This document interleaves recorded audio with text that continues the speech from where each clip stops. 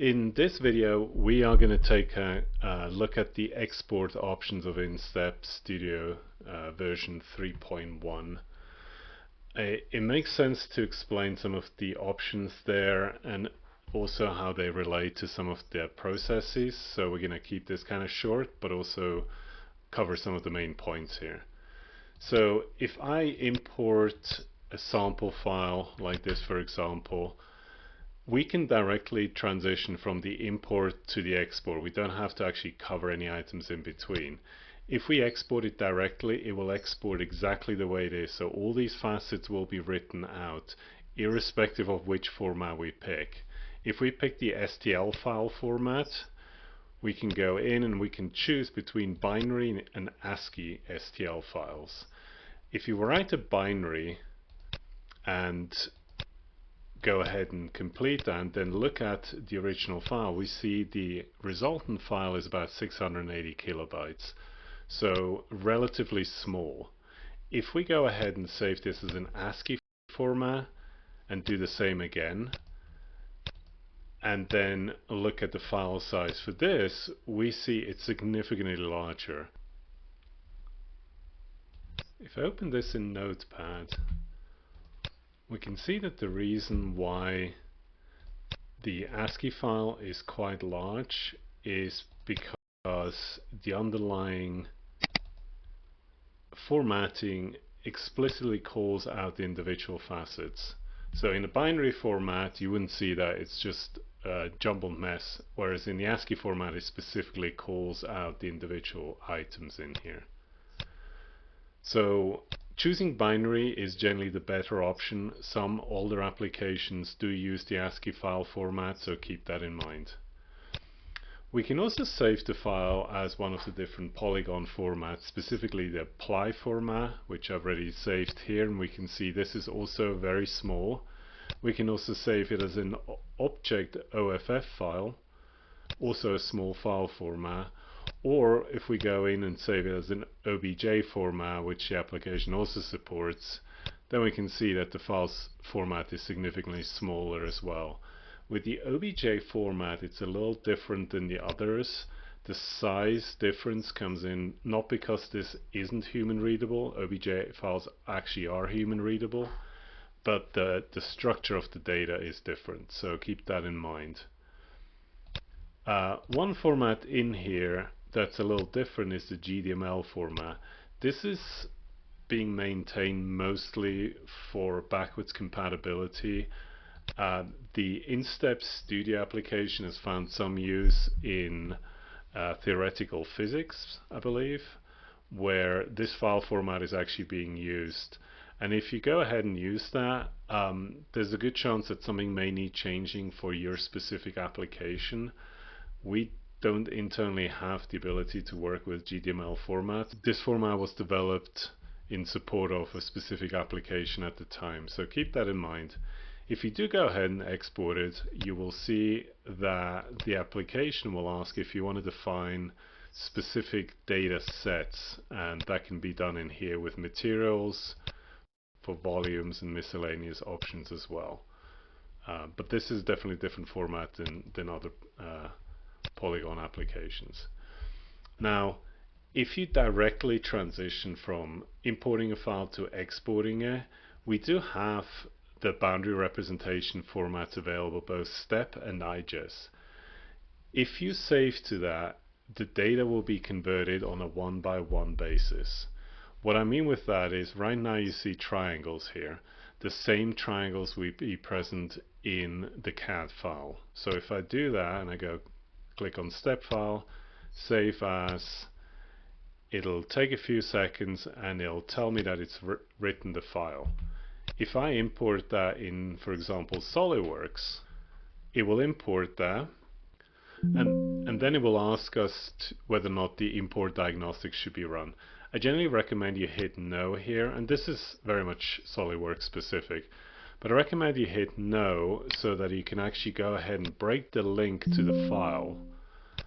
The reason you want to do that is that allows it to be edited, whereas if you just do a diagnostic of the file, it will only show you if things are okay or not, but it won't give you the actual option to edit those. So once it's unlinked, the entry in the history changes to just a standard import item. You can still go ahead and do the import diagnostic, and then it'll show you that the data is actually in good working order. Generally, if the original data set was closed, non-overlapping, so a manifold body with no edge issues, the data should convert fine that way. But do keep in mind the amount of data being loaded this way is a lot larger than other styles. I would recommend keeping it less than about 20,000 facets if you do this direct one-to-one conversion.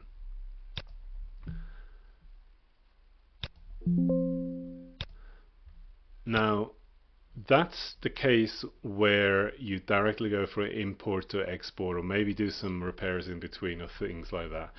If you go through the reverse engineering and, for example, use the organic method, and let's say we're just gonna do 1,000 and we'll use the sampling method, this just as a quick example, and then we'll put in regular edge mode with Alt E.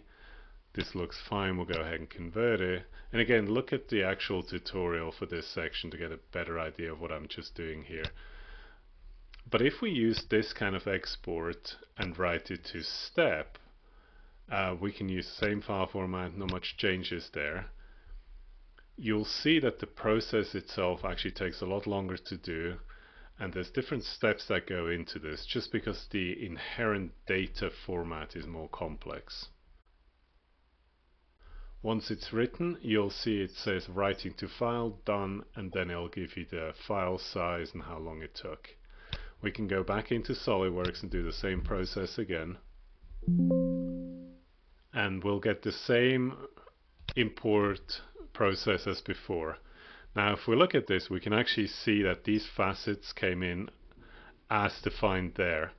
What I want to point out is that more likely in this scenario you'll have facets that actually don't get imported correctly.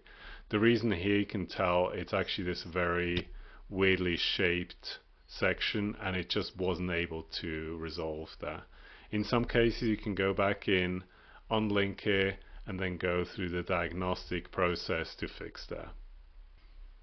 Now, what is new in version 3.1 with this process is that, first of all, you also have the option to do the IGES format, but more importantly, if you go to application settings and you scroll down to export, there's just one entry, it's the export library.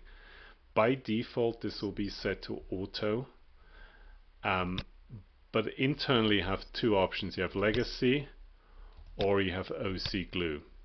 OC glue is just a partial implementation from the OCCT library that's provided online.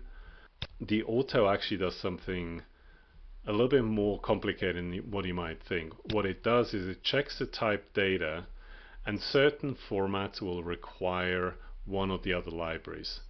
Let me explain what I mean with that. If you do directly import and then export, it will use the internal library. The reason for that is it's optimized beyond what the OCC library does, and it also works better with the very large data sets. If you have very large bodies that you want to export directly, so say 200, 300,000 facets, the OC glue library will run into some issues, or it can take a very long time, on the order of several minutes to maybe even hours, depending on just how much data you have. Now, if you go through the process of using the reverse engineering tools, and specifically the feature-based and the organic shape options, the export will automatically switch over to only using the OC glue method. IGES itself is not supported with the legacy option, so it too only works through the OC glue. On the reverse engineering tab, if you go through slicing and the relief option that we saw in the previous tutorial, those two explicitly require the legacy version of it. So even though you may go ahead and from application settings say I always want to use OC glue, internally it will convert over to one of the other options if this method isn't supported.